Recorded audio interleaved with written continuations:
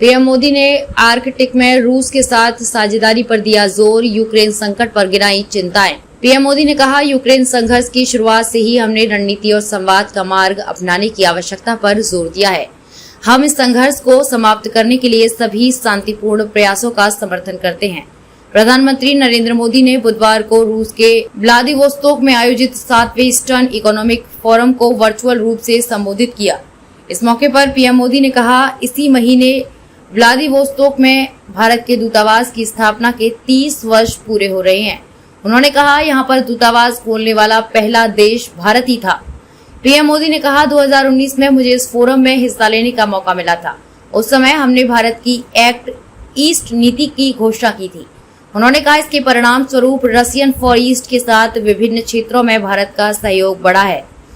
PM Modi ने कहा, आज ये नीति भारत और रूस की एक विशेषाधिकार प्राप्त रणनीतिक साझेदारी का प्रमुख स्तंभ बन गई है। उन्होंने कहा, भारत आर्कटिक विषयों पर रूस के साथ अपनी भागीदारी को मजबूत करने के लिए इच्छुक है। ऊर्जा के क्षेत्र में भी सहयोग की अपार संभावनाएं हैं। उन्होंने कहा, ऊर्जा के साथ साथ भारत ने फार्मा और हीरे के क्षेत्रों में भी महत्वपूर्ण निवेश किए हैं। पीएम मोदी ने कहा, यूक्रेन संघर्ष की शुरुआत से ही हमने रणनीति और संवाद का मार्ग अपनाने की आवश्यकता पर जोर दिया है। हम इस संघर्ष को समाप्त करने के लिए सभी शांतिपूर्ण प्रयासों का समर्थन करते हैं। आज के ग्लोबल वर्ल्ड में विश्व के किसी एक हिस्से की घटनाएं पूरे विश्व पर प्रभाव पैदा करती हैं।